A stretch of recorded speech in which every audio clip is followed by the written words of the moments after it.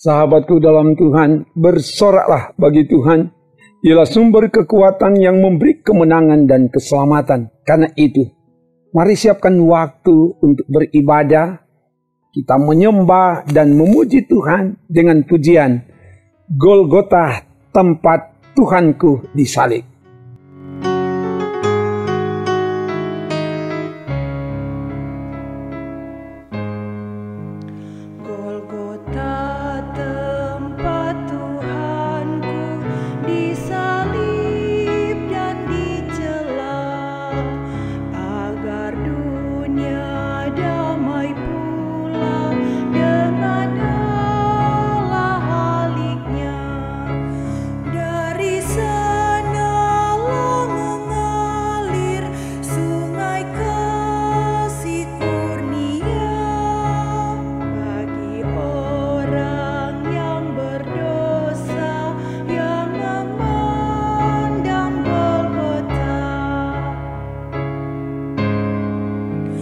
Golgota, tempat Tuhanku disalib dan dicela, agar dunia damai pula dengan Allah Haliknya.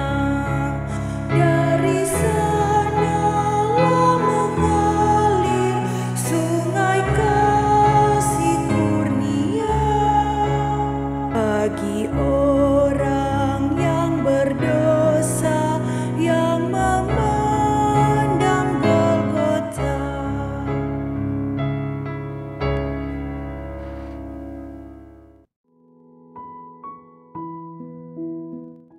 Pujian ini mengingatkan kita bahwa Tuhan disalibkan di bukit Golgota karena dosa kita, agar kita didamaikan dan diselamatkan. Firman akan menuntun kita. Sebelum itu, mari berdoa. Ya Bapa, beritahukanlah kehendak-Mu melalui firman yang akan kami baca renungkan saat ini. Roh Kudus, tuntun bimbing hamba dan semua yang mengikuti pelayanan firman ini dimanapun mereka berada.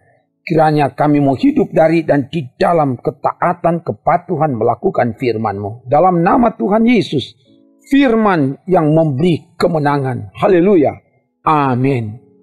Firman Tuhan disampaikan dari Injil Yohanes pasal 19 ayat 16b sampai 18. Begini dikatakan. Mereka menerima Yesus sambil memikul salibnya. Ia pergi keluar ke tempat yang bernama tempat tengkorak, dalam bahasa Ibrani Golgota, dan di situ ia disalibkan mereka, dan bersama-sama dengan dia disalibkan juga dua orang lain sebelah menyebelah, Yesus di tengah-tengah. Demikian firman Tuhan. Sahabatku di dalam Tuhan, tema renungan ini adalah salib sebagai tanda kasih dan pengorbanan.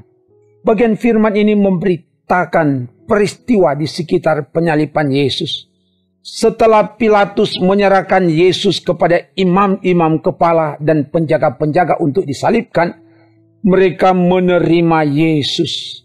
Kata menerima dari bahasa Yunani parelabon, dari akar kata lambano yang berarti menerima atau mengambil.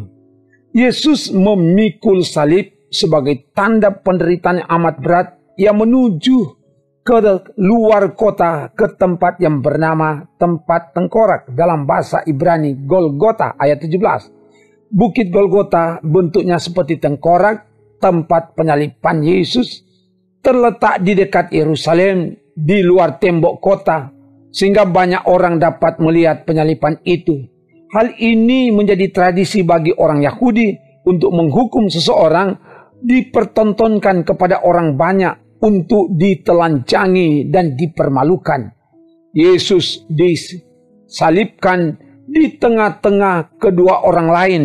Dua orang lain menunjuk pada dua orang penyamun atau dua orang penjahat. Nanti dilihat di Matius 27 ayat 38, Markus 15 ayat 27 dan Lukas 23 ayat 33. Yesus disalibkan di tengah-tengah penjahat, artinya Yesus disejajarkan dengan penjahat, bahkan dianggap paling berbahaya, dianggap paling jahat. Ia dianggap pemberontak. Ini adalah penggenapan dari apa yang dinubuatkan oleh Nabi Yesaya. Ia terhitung di antara pemberontak-pemberontak. Yesaya 53 ayat 12. Keluarga yang diberkati Tuhan, penyaliban Yesus di Bukit Golgota adalah hukuman terkejam yang ditanggung oleh Yesus. Dia yang tidak melakukan kejahatan dianggap sebagai penjahat, bahkan lebih jahat dari para penjahat. Semua itu ditanggungnya sebagai wujud kasihnya kepada dunia.